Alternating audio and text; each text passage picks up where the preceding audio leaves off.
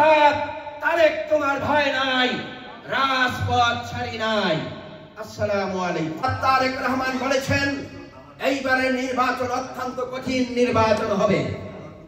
আপনারা ইতিমধ্যে দেখেছেন বাংলাদেশের কিছু মানুষ এই নির্বাচনকে পিছিয়ে দেওয়ার জন্য, এই নির্বাচন যাতে না হয় বিভিন্ন ভাবে চক্রান্ত হচ্ছে। আমরা সেই চক্রান্তের জ্ঞান পেয়েছি। এ কারণে আমি বারবার বলেছি, আমাদের সম্মানিত প্রধান উপদেষ্টা তিনি একজন বরেণ্য ব্যক্তি। আপনার যেই সম্মান আছে, আমি মনে করি যতদিন আপনি দিনক্ষণ করবেন আস্তে আস্তে করে আপনার সম্মান কিন্তু কমে যাচ্ছে।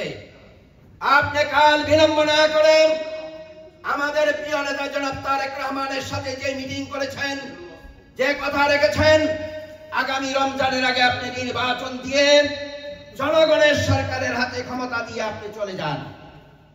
অতএব কারণে আমরা ঐক্যবদ্ধ থাকতে হবে, আমরা এই প্রবাসী আন্দোলন করতে হবে।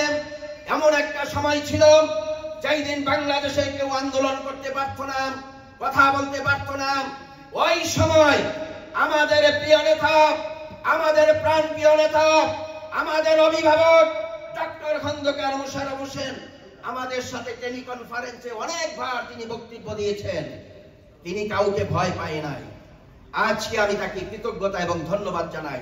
স্যার ভোর বেলায় উঠে এই জসিম বলছে আপনি ফজরের আগে সজাগ থাকবেন, তিনি ফজরের আগেই বসে থাকতেন। সেই স্যার আমরা যদি হারিয়ে ফেলি তখন বুঝবেন যে আমরা কি হারিয়েছি।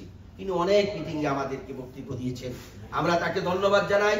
আমি আপনাদের সকলকে ধন্যবাদ জানাই।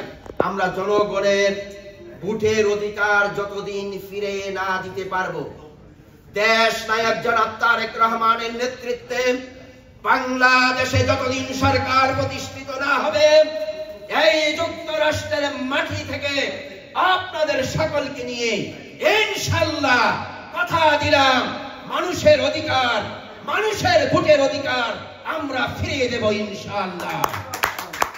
আবারও আজকের এই সুন্দর অনুষ্ঠান যারা উপহার দিয়েছেন, এই দাউদকান্দি তথা তিতাসবাসীকে আমি ধন্যবাদ, কৃতজ্ঞতা, স্যালুট জানিয়ে আজকের প্রধান অতিথিকে নিউ ইয়র্ক স্টেট বিএনপির পক্ষ থেকে অভিনন্দন জানিয়ে আমি আমার বক্তব্য শেষ করছি।